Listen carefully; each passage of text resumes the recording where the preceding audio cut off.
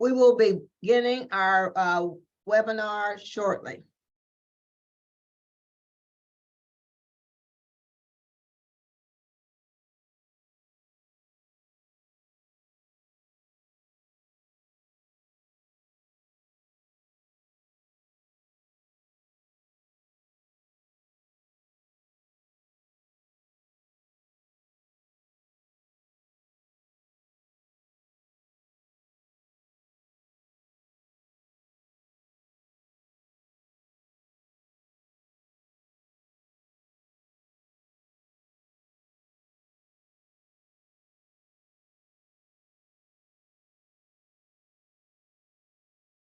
All right, we'll get started. Welcome to the YWCA of Nashville and Middle Tennessee Stand Against Injustice Lunch and Learn series. I am very excited about this particular Lunch and Learn because we're going to dive into the most recent legislative session. I know that many of you have heard a lot about what happened in this session, but I will let you know that we are here to invite and educate those in our community. We understand the playing field seems a little rocky. We understand that there are a lot of bumps in the road. However, what we want you to take away from this session is how we move forward in a positive community once we understand what occurred. So, hopefully you will get nuggets of information from this Lunch and Learn. We hope that you will better understand what occurred and also appreciate some of the wins that took place during the legislative session this time. We have a wonderful, wonderful panel. We have Dr. Sekou Franklin, Elizabeth Millsaps, Jasmine Miller, and Reggie Nash. Each of them have a particular interest in what happens at the Legislative Plaza. I also hope that learning about what occurred last session will help you to understand that you need, as a community, to be engaged in this process because this process has a profound effect on your quality of life in this community. I want to thank Nissan Foundation and Alliance Bernstein for making these webinars possible and free. And this conversation, as I said, will build community, spark dialogue, and build a consciousness of the legacies of injustice that still exist in our community. So I'm going to start off with a few things that I would like to address with this audience. As you know, the YWCA Nashville Middle Tennessee's mission is eliminating racism, empowering women, promoting peace, justice, freedom, and dignity for all. By far our largest mission, part of our mission, is domestic violence services. We provide more domestic violence services through our efforts than anyone in the state of Tennessee, and that's significant for us. I'm very quickly going to go through four pieces of legislation that passed that address specific issues of domestic violence and gender-based violence. One is the Financial Abuse Amendment. Historically, in our laws, the only form of domestic violence that was really recognized was that of the physical violence. However, those of us that provide these services understood that financial abuse and psychological abuse are very, very prevalent in domestic violence cases. This is a game changer for our clients because this adds a provision that specifically includes financial abuse as domestic violence. The next law deals with strangulation. We are part of a network that engages with the Nashville Metro Police Force that has a lethality assessment program. And what this does is police officers ask a series of questions on a domestic violence call. Those questions, once asked, will determine whether or not a particular case of domestic violence can become lethal. One of the questions that's an absolute necessity for the individual that's the victim to understand is whether or not you have been strangled. Strangulation is a strong indicator that you could one day be killed by an individual. What this law change does is it authorizes an aggravated assault that involves strangulation or attempted strangulation. And this moves the act of strangulation to it be included such that this offense can be an attempted second-degree murder or a Class A felony. So what we're doing, we're addressing one of the signs so the individuals will know that this is a true indicator of lethality.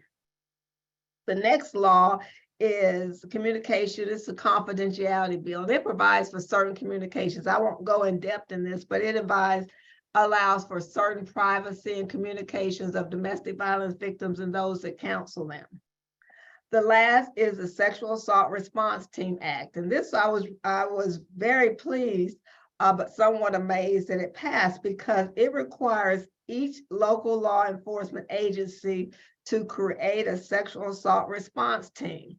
And this is very important because often when individuals are victims of sexual assault, the police officers that are there are not trained and equipped to handle this, and often the victim is re-traumatized. What you see on television, for instance, SVU and those sorts of things, that doesn't necessarily happen in the state of Tennessee. And this is a requirement that you have such a team, so when the individual is a victim of sexual assault, that they get better treatment, and it adds trauma-informed care to the sexual assault arena.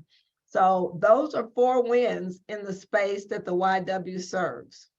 So let's get started. Let's get to some of these other issues that I know all of you may be on the phone really wanting to hear about. I will start with each of the panelists, and I would like for you to introduce yourself very briefly and talk about why you have an interest in the legislative process. I will start with you, Dr. Franklin. Well, thanks for having me. I greatly appreciate it. And again, my name is Dr. Sekou Franklin. I'm a professor at Middle Tennessee State University and live here in Davidson County. I have a strong interest in the legislature. In addition to writing about it, really monitoring for the last number of years, the relationship between the legislature and democracy issues and civil rights issues. And really, with the larger kind of meta narrative, if I could use that word, looking at the legislature's preemption of local laws and seeing how that also relates to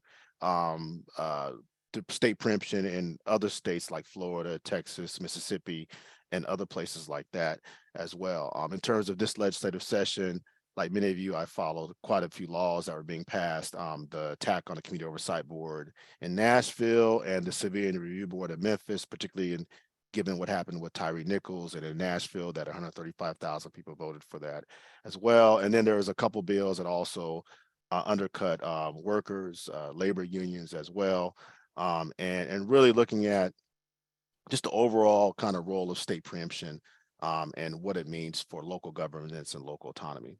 And thanks again for having me.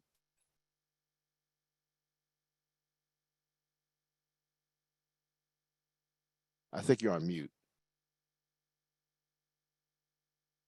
Sorry, Elizabeth Millsaps. I put myself on mute because we are having construction next door. Unfortunately, they started jackhammer right when the podcast started. So,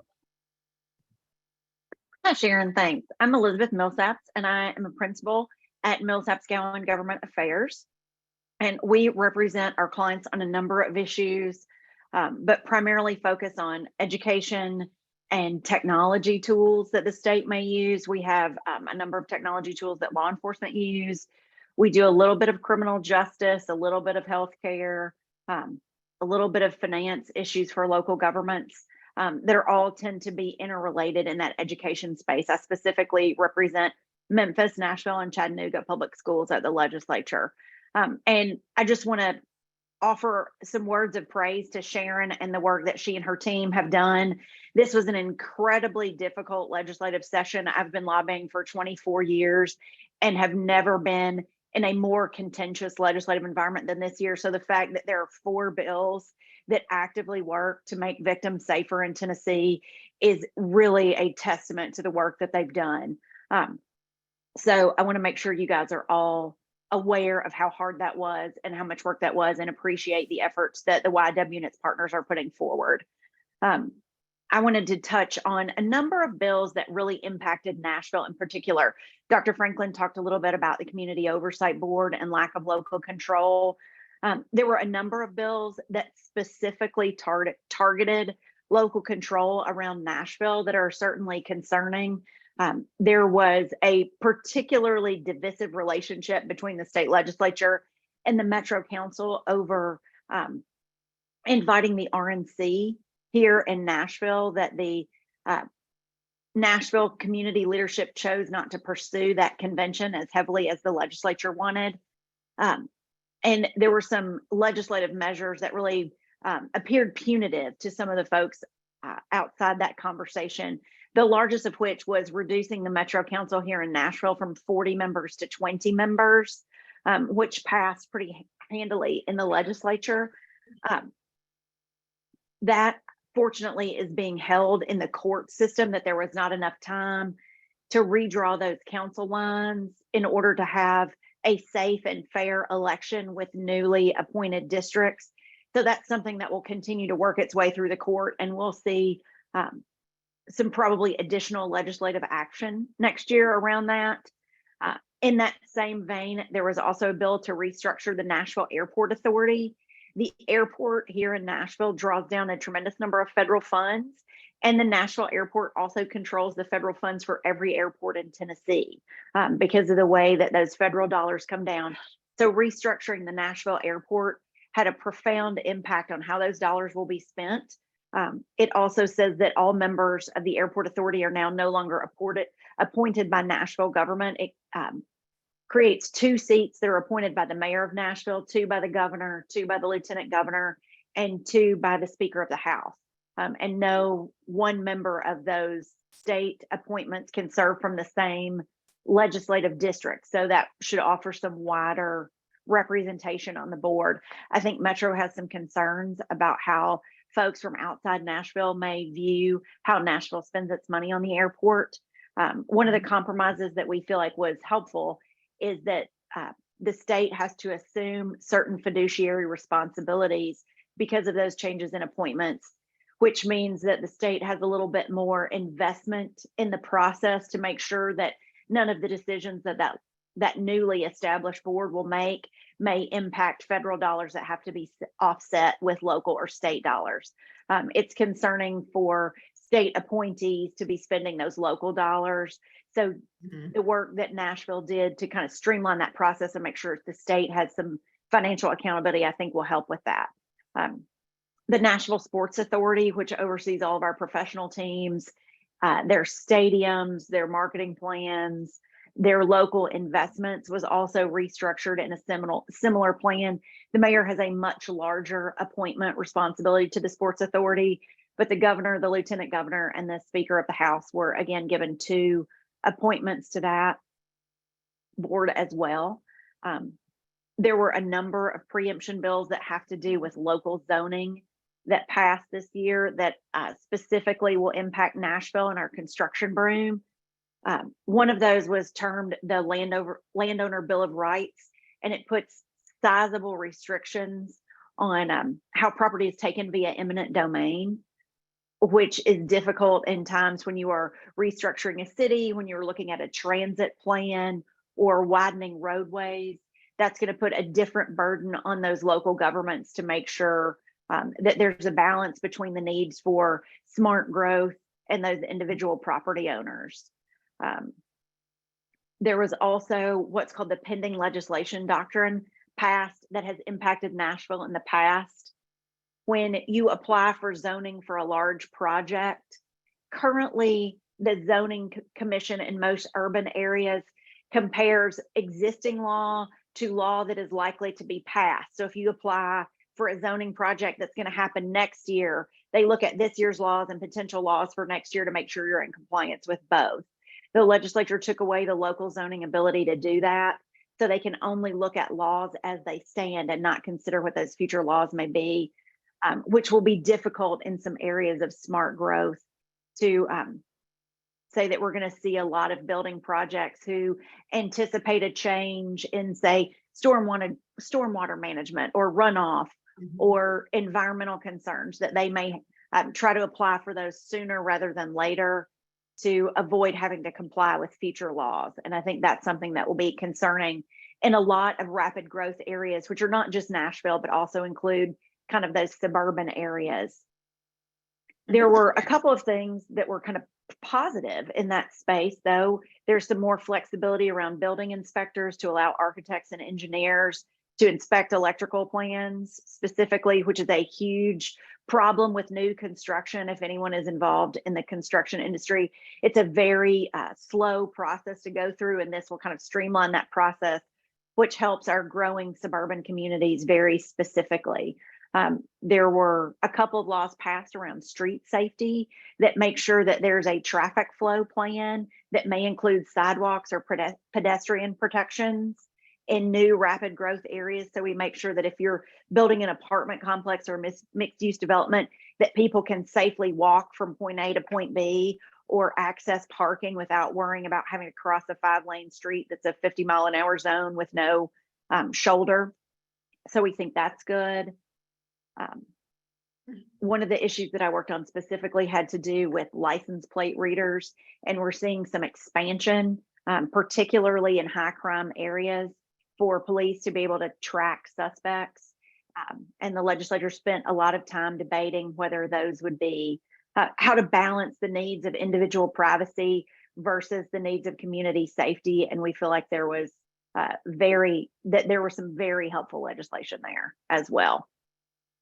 And I have a number of education issues, but I'm going to defer to some of our other panelists for those. Okay, and we're going to really drill down, especially with you, Dr. Franklin, because you've seen there's this over reach, some might say, but also depending on your position, infringement on what used to be within the jurisdiction of the locals here in Nashville. We'll get to that. I want Reggie and Jasmine to very quickly to tell us a little bit about themselves and where they are and their interest in the legislative space, and then we'll get back to some of the others. Go ahead. Thank you, Sharon. Hi, everyone. My name is Reggie Nash. I'm Assistant Director for External Relations at the Education Trust in Tennessee. Ed Trust is a policy and advocacy organization. We've been here in Tennessee for about 3 years, really laser focused on improving education outcomes for students of color and those from low-income backgrounds. So that's really the foundation of my interest in the legislative process, is really thinking about how does the state legislature propose and enact policies that really affect students and families every day. We've seen, unfortunately, and this has been, as Elizabeth shared, a particularly difficult legislative session that, we're now halfway through, but over the last several years, there's really been some movement that really hurts students of color, that really brings up some really disproportionate impacts on low-income students, students with disabilities, immigrant students, et cetera. So we're always thinking about ways that we can partner with advocates. We convene what's known as the Tennessee Alliance for Equity in Education, of which the YW is a proud and active member, and other civil rights, business, education organizations across all 3 grand divisions of the state to really convene around important education issues that have major equity implications. So we're always, I think, serving as a watchdog, making sure that we're in conversation with various stakeholders across the state and making sure that folks are aware of what's happening at the state legislature. Okay. Jasmine? Hi, everyone. My name is Jasmine Miller, and I'm a staff attorney at the Youth Law Center. We're a national nonprofit law firm that advocates for juvenile justice and child welfare reform. We're a national org, but I'm from Nashville and based in Nashville, and I've been working with Disability Rights Tennessee on issues related to our juvenile justice and child welfare system over the past couple of years. Child welfare and juvenile justice advocacy are kind of 2 sides of the same coin. Racial disproportionality in these systems is present when children and youth enter the system, but as people move deeper into the system, the disproportionality increases. So at the deepest end of the juvenile justice system, which is represented by our last state-run youth prison, Wilder Youth Development Center, that is overwhelmingly Black youth with disabilities who have prior history with child welfare and who are low income. So zooming out about legislation, much of our written law and policy in child welfare and juvenile justice is actually pretty good. The problems that we are seeing, and those problems have been significant. I think people were aware of all of the news articles that were about, all the things that were happening at DCS over the past year. A lot of the problems that we are seeing are more implementation and rule of law issues. You only have to drive about an hour and a half outside of Nashville to hear about school districts that tell kids with disabilities just not to come to school. That's already illegal. So solving those kinds of problems require strategies other than just passing bills. So for us, when I think about this particular legislative session, a lot of this session was less about positive reforms and more about preventing legislation that was either misguided or was actively seeking to peel back prior reforms.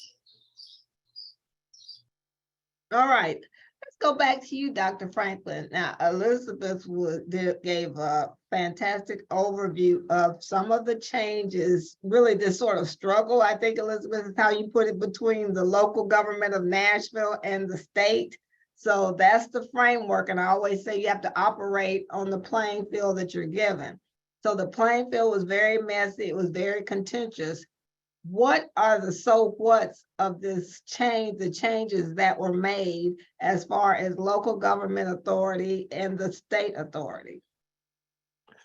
Well, the so what's are that it undermines local democracy and the ability for cities like Nashville and Memphis to dictate and govern for themselves.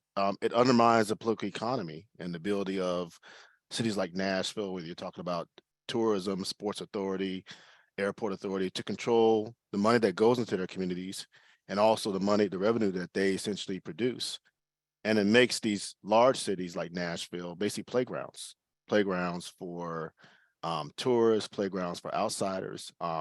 And maybe this might be kind of a harsh language, but it makes these cities take on upon a kind of quasi-colonial status, which they just essentially are used for resource extraction, their playgrounds, and a whole range of things. But the larger issue, I think, is that what you're seeing is indicative of a larger trend going for a decade or so of aggressive state preemption, not just around the issues that Ms. Millsaps pointed out, but also a living wage, the ability to establish LGBTQ plus protections, affordable housing, police oversight, which intersects not just with African Americans, but intersects with gender, race, language minorities, and new Americans.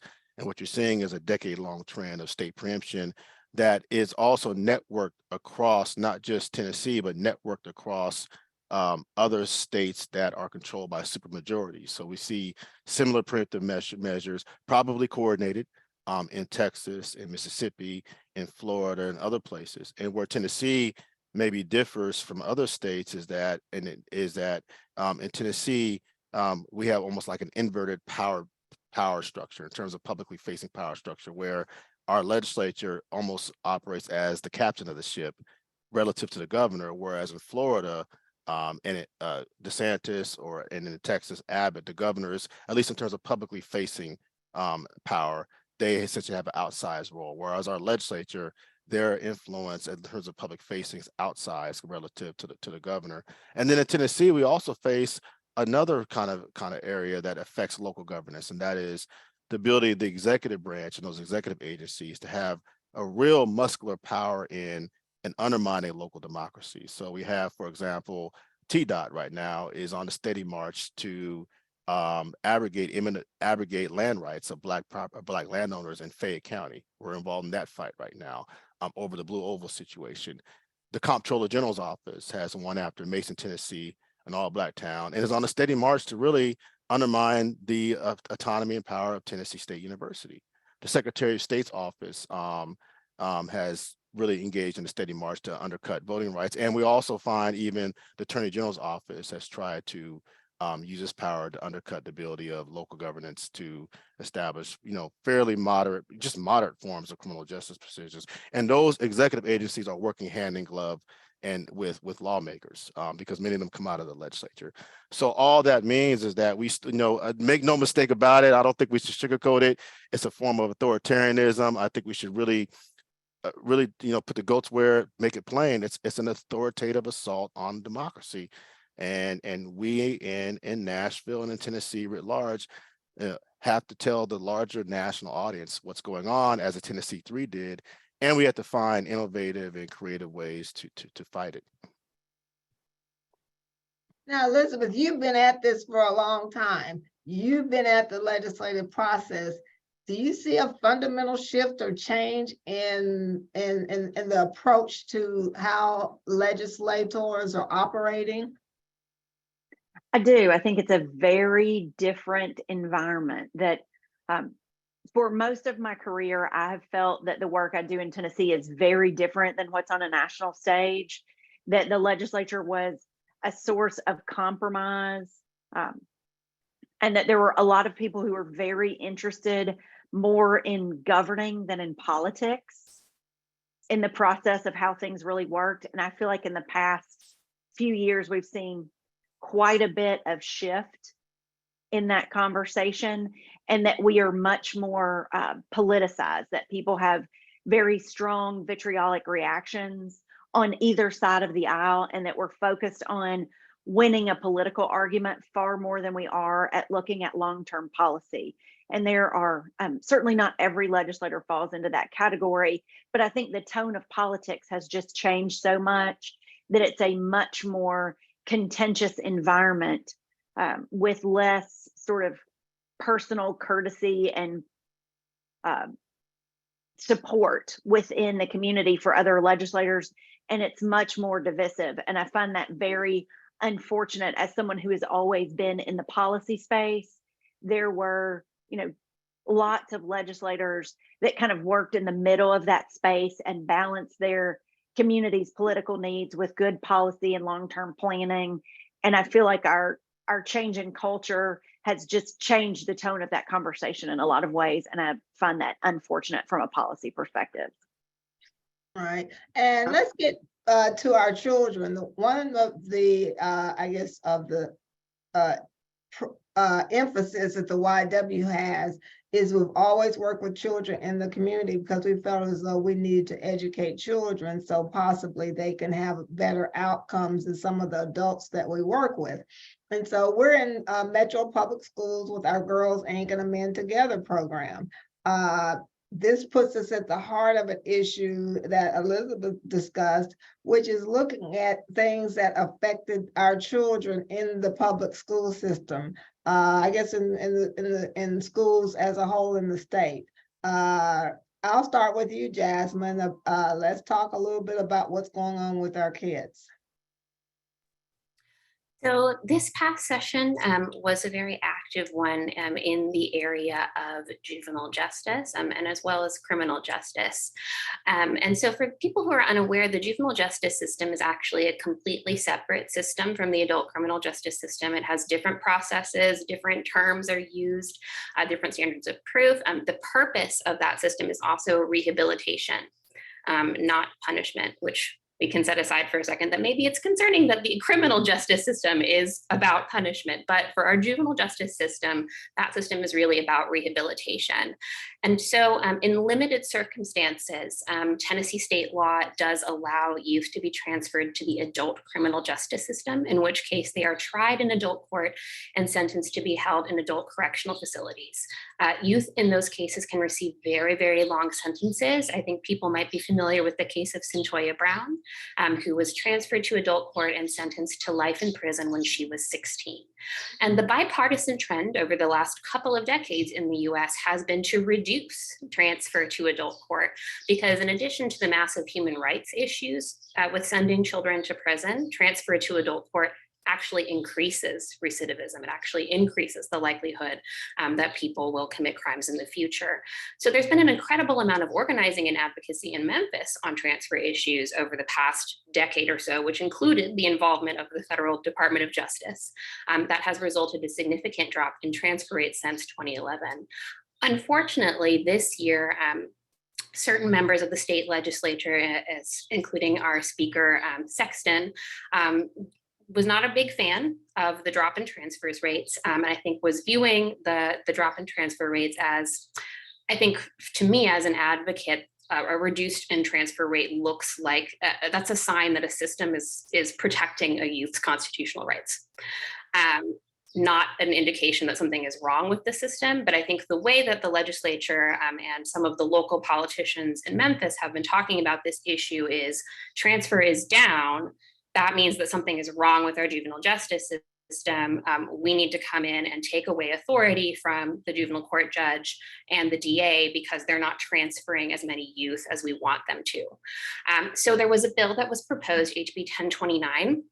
And in that initial version of that bill would have sent thousands of young people, including every 17-year-old in the state of Tennessee who was accused of any crime, no matter how small. Every single one of those young people would have gone to adult criminal court. And that would require them to be held in adult jail while they were awaiting trial. They would be unable to participate in diversion programs or any alternatives to incarceration. The impact of that would have been devastating. Now, the bill sort of moderated over time. It narrowed. A lot of this was happening really behind the scenes because this was a speaker bill. And so there was a little bit more ability for things just to happen in private conversations, and sort of the normal process for a bill was not necessarily followed because the speaker is able to use certain procedural mechanisms to keep things going and keep things, sort of under wraps, which made it very difficult to follow. But thankfully, this bill did end up not passing. It didn't fail. It's still around for next year, potentially. We'll see. It depends on whether or not that continues to be a priority for Speaker Sexton. It was one of his major proposals this year, was to increase transfer. And so unclear where that stands for next year, but we were very, very happy that it did not go forward because we had been concerned about this bill for months, and I think had heard from fairly credible, and experienced people that it was going to be basically impossible to stop a bill that was a priority for the speaker. So we were glad to hear that it didn't go through. I think there were a lot of concerns from different people, as varied as like the sheriffs were really concerned because they were kind of like, well, I don't know that we have space in our facilities for all these young people, and we don't really want to be housing 13 and 14-year-olds in our jail facilities. So from them to the juvenile court judges to some of the DAs, I think had some concerns. So there were a lot of concerns from different and community advocates as well, of course, a lot of concerns from different parties about changing the system in such a way that would basically make it so that, at that point, I'm not sure that you really can say that Tennessee has much of a juvenile justice system if you're sending potentially thousands of people into that adult court system. So that was one thing that was concerning this year in terms of children that thankfully did not pass. And I want everyone to take some time to digest what she just talked about, because we work with children every day in the work that the YW does. And we understand adverse childhood experiences, how we also truly understand how children, those in the juvenile justice system, are more likely to turn their lives around. That is still a very young age, and we have to make sure that we protect these kids. If they are automatically shifted to an adult system, we might as well just throw in the towel on these individuals. I will never do that, but that really puts them in a very precarious place. So make sure that should we have this legislation coming back up, that we have all hands on deck. All the advocates have to be at the table to explain why this is damaging to our kids, because we cannot lose a generation of kids because for some unknown reason, we want to send them into adult criminal justice system. Because if the automatic is 17, the 13, 14, and 15-year-olds will seem normal, and we cannot normalize this practice. And, if anyone wants an advocate on their side, my dear friend Sheila Calloway will be there front line and center, because she works hard every day and has proven that a different approach to the juvenile justice system does work. So Reggie, let's get to the education system. Certainly. Well, I just really wanted to segue a bit off of what Jasmine was just sharing, because I think, one of the things that Ed Trust really focuses on is really advocating for restorative justice practices and really improving school climate. And I think, although we're talking about our older students, there's also really big impacts for our younger students. And I know that both the YW and Ed Trust are always looking at, like, what are the equity implications? Well, we know when we look at school discipline data, there's an overrepresentation of students of color, of students with disabilities. We were advocating for and against several bills. There was a bill that's been ran several times now, HB 368, SB 322 this year, which was seeking a ban on pre-K through 2 suspensions and expulsions for our youngest learners. We do know that Tennessee has a really high rate of counselors to students. And, there's a huge push from the administration to, essentially put more cops in schools, so put more SROs in schools, as if that, makes our schools safer. And there's no research that shows that SROs in schools, makes them safer. But we do know that when students have additional supports, even from the younger years, counselors, therapists, psychologists, etc., it greatly improves their chances of success in school.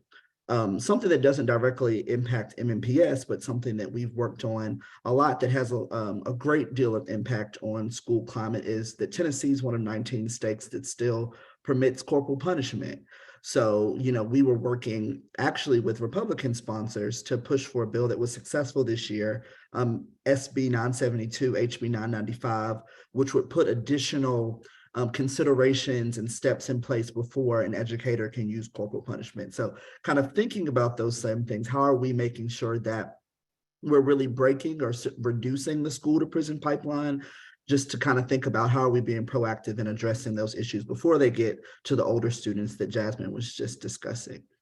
To segue back to your question, Ms. Robertson, thinking about there's a plethora of issues that we've engaged on this year, from educator diversity and teacher pipelines. We were successful in a 9th grade success study that really pushes the state Department of Education to look at what are ways that we can invest in our freshman students and middle schoolers to really strengthen pathways to high school graduation. We've been really active in pushing back against the dangerous censorship movement that's been really taking hold in Tennessee. Tennessee currently is the leading state for these harmful censorship censorship legislation, now with bills affecting both K-12 and higher ed contexts. We had implicit bias restrictions put in place this year that we were trying to push back against. We know the importance of those conversations when we think about our increasingly diverse student body. We pushed back in partnership with GLIS in Tennessee and the ACLU against student pronouns bill that allows educators essentially to have acts of violence and not identify children with their selected pronouns. We've also worked against the Higher Ed Freedom and Transparency Act, which puts some of those same unfortunate divisive concepts in place in our public institutions of higher education. So, we had our hands full.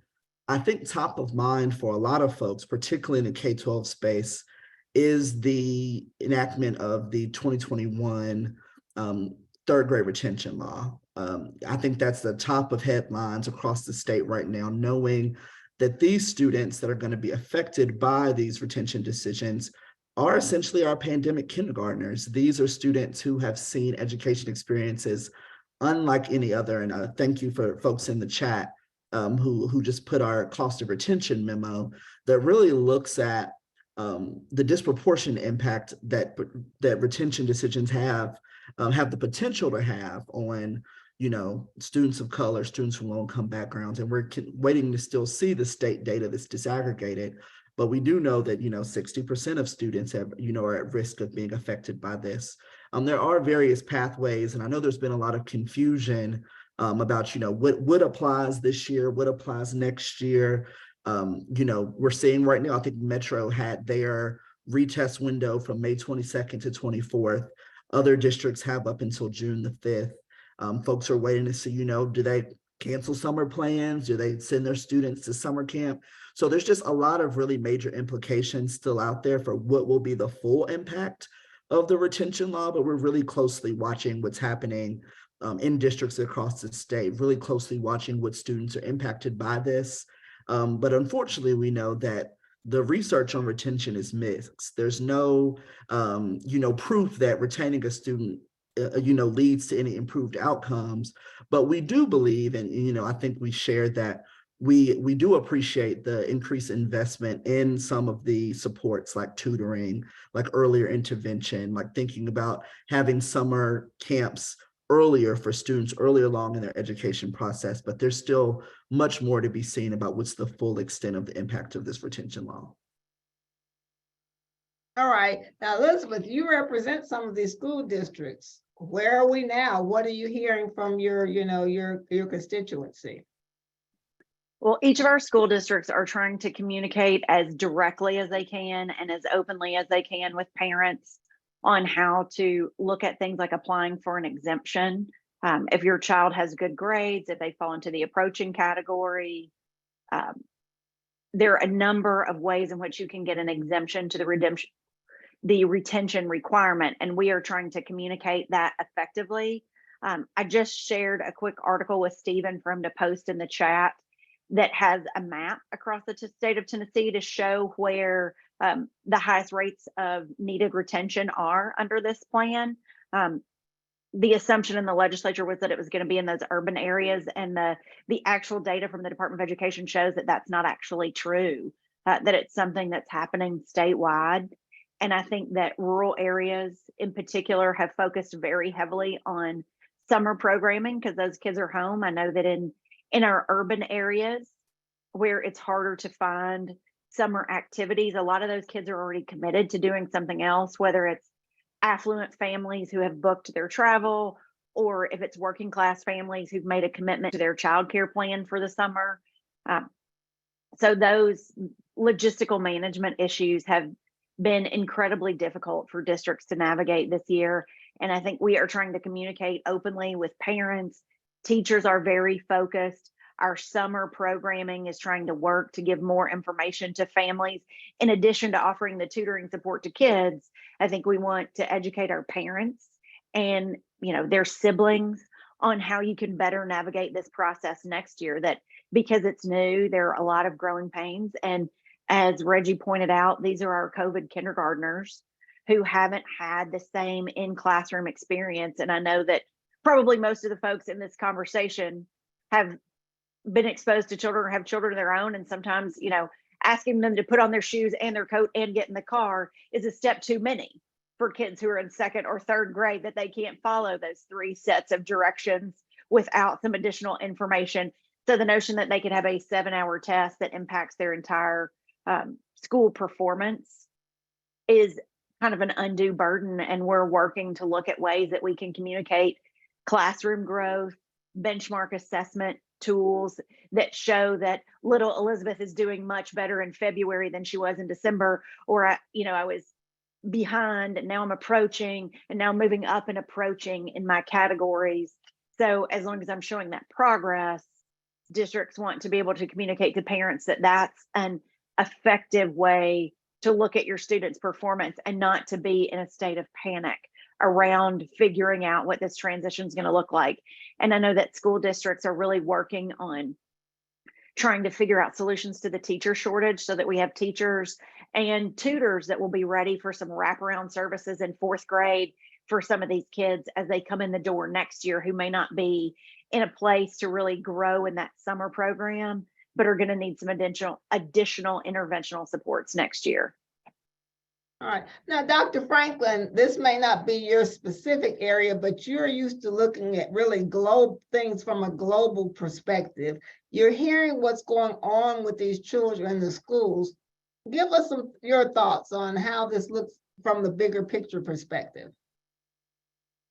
Well, I don't really know, quite frankly, in terms of how this looks in a bigger perspective. I know that I do work with the Tennessean ACP and as a basic political action committee, and there's a long-term kind of concern about the role of what's going on with children. But in terms of the bigger picture of what's going on across the country, I don't really know what's going on. I guess I'm learning a lot in this conversation, and my larger concern is what role does the Office of Civil Rights for the U.S. Department of Ed play, or are they going to play a role? in this. Kind of what's going through my mind is the third grade retention, the origins of it. What's the relationship between that and issues of race? Whether it be overt or whether it be implicit. So those are some of my larger concerns in terms of big picture, but I haven't given much thought to it beyond that. If I could be honest with you, my daughter just finished the 5th grade, and I got on my hands and knees and gave thanks to the Most High that the third grade retention didn't apply to her. To be quite frank and honest with you about that. So, yeah.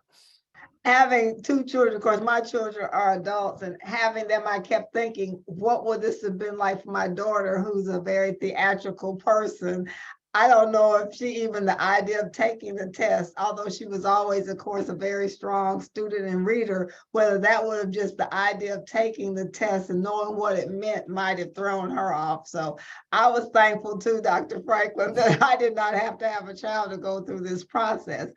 But I will say this is that being an attorney, you often look at things that appear neutral.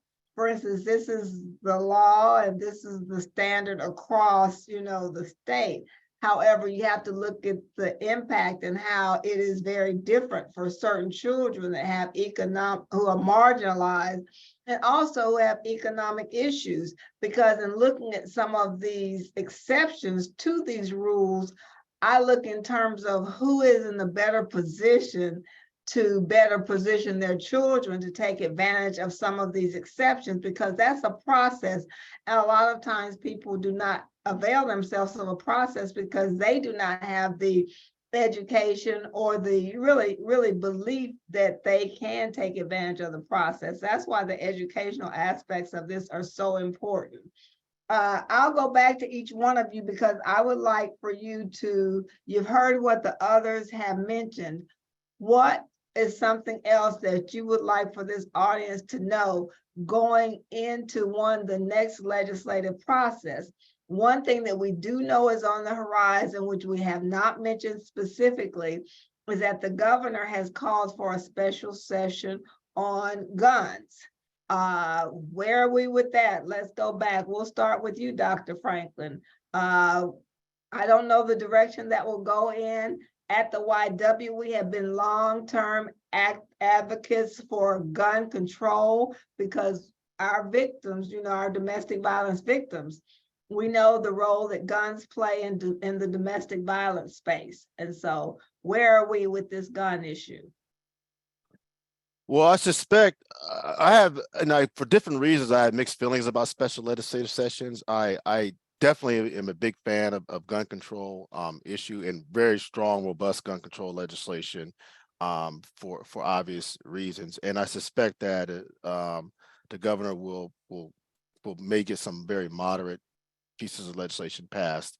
Some of the more robust gun control legislation, I assume that his kind of right-based flank will resist. I do have strong concerns about the special legislative sessions because if you look at the language of actually the legislative session, they use a word that will address also public safety.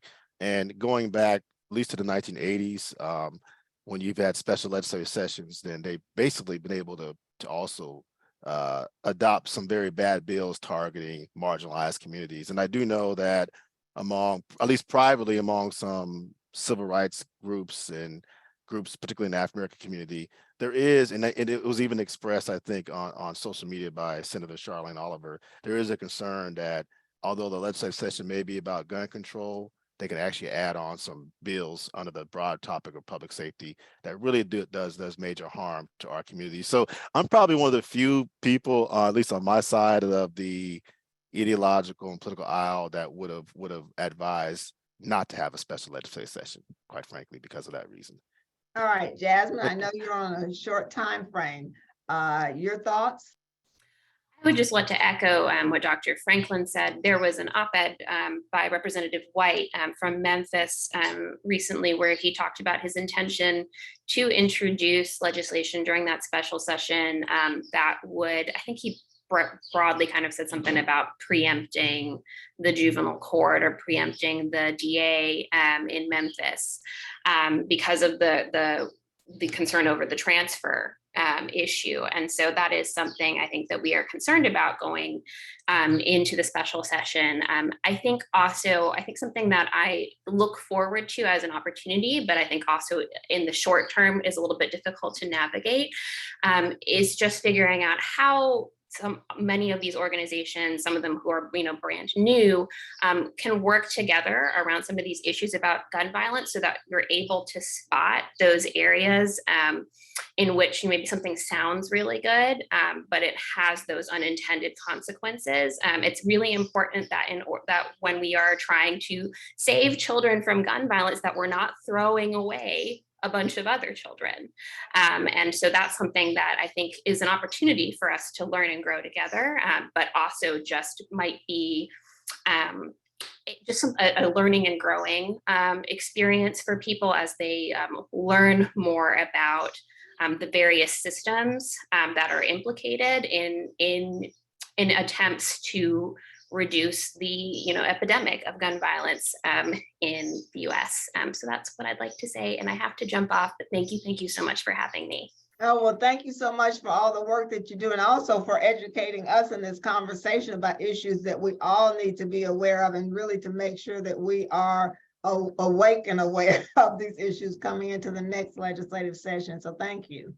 Thanks, bye. All right, Reggie, any thoughts? Sure. No, I would definitely piggyback off of what both Dr. Franklin and Jasmine shared. But, we were really opposed during this previous legislative session against a bill, HB 1202, SB 1325, which really sought to arm teachers. We are an education, research, and advocacy organization. So we do try to stay squarely focused on education issues, although a lot of our partners in the civil rights community, et cetera. But when you think about bringing more guns into schools, that automatically is an education equity issue. And we know that guns, additional policing, and students of color, we know what the data shows about that. So, we have a lot of concerns. We actually had a sign-on letter that we sent to the House sponsor of that, Representative Ryan Williams of Cookeville, really expressing our concerns. And there were tons of advocates from really all belief systems that stood up in opposition to that bill. And it's important to realize that bill is not dead, even in the regular session. But, I'm curious to see what the governor's final call says, because that will really determine the breadth of what can be discussed during this special session that begins on August 21st. So we're going to be really closely watching to see if there will be similar bills that affect schools directly in the special session on guns and public safety. But we'll be really closely watching out for that and seeing what are the implications for students within schools, but also within their communities. Okay, Elizabeth, going into the special session. As a parent in this space, I beg of everyone who watches this call to find 3 or 4 friends who don't live in Nashville or Memphis, who will call their legislator and talk about how important it is to look at things like closing background check loopholes and extreme risk orders of protection. If someone threatens to hurt another person, they shouldn't be able to buy a gun in the same day.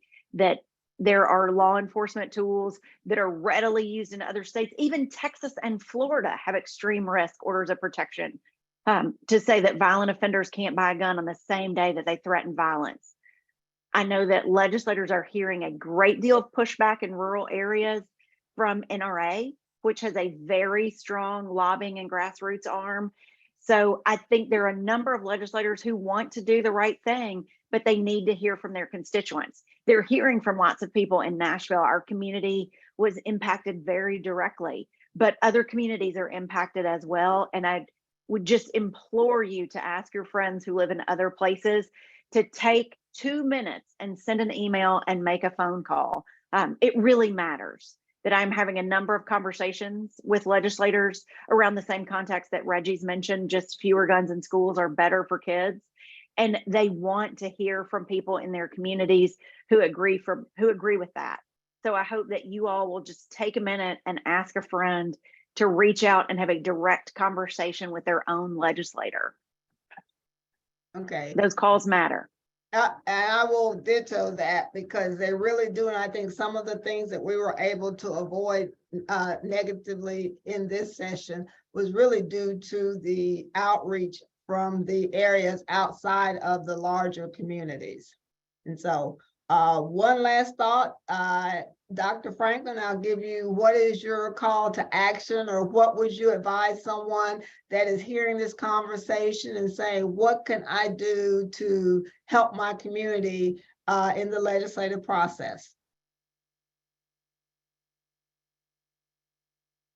You're muted.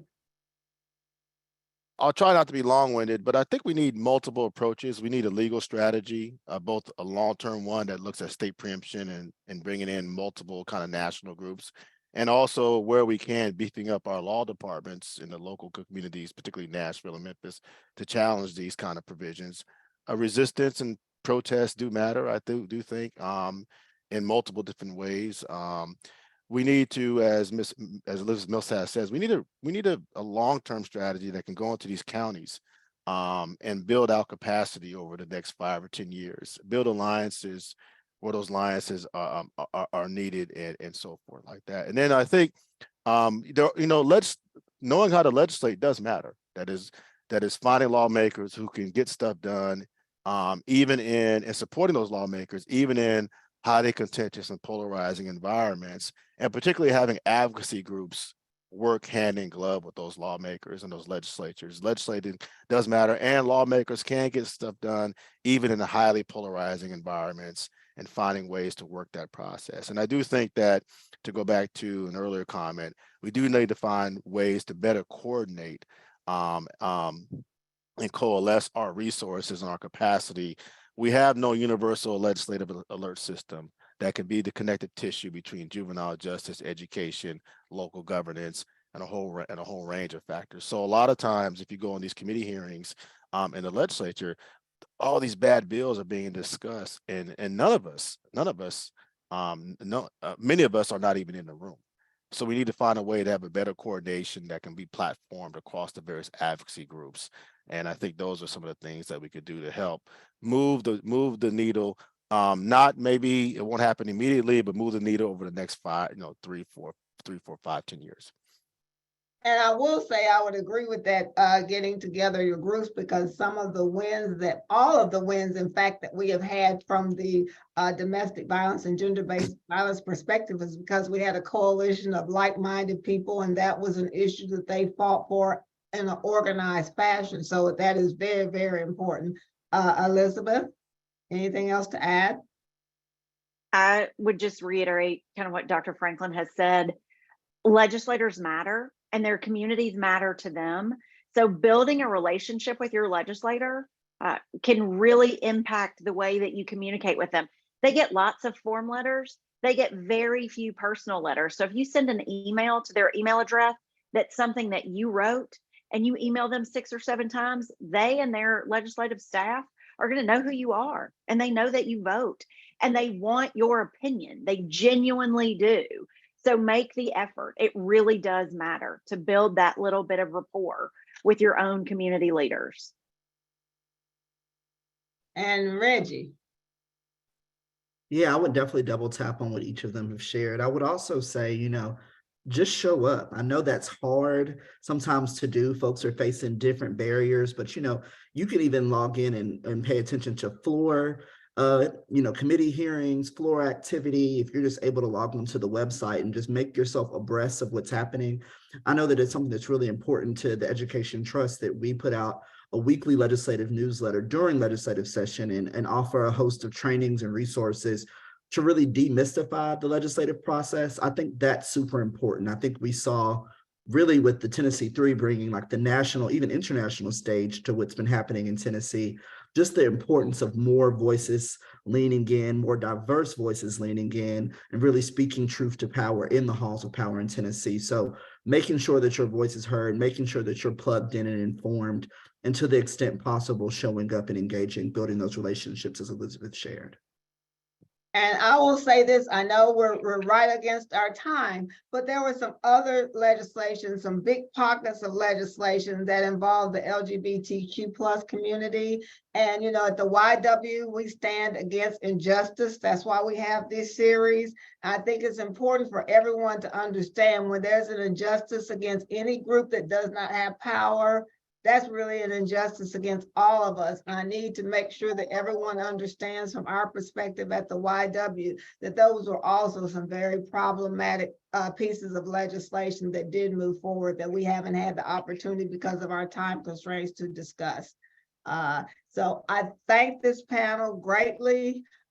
This is what we do at the YW. This has really been an effort that we have moved forward with because we've been doing this for a number of years, but we like to bring these sorts of conversations, and I have never had one of these that I have not learned significant amount of information that we need to move forward, and we need to make sure that we are doing our best as a community to educate ourselves and really to have that level of power that comes from educating ourselves. So thank you so much, our panelists.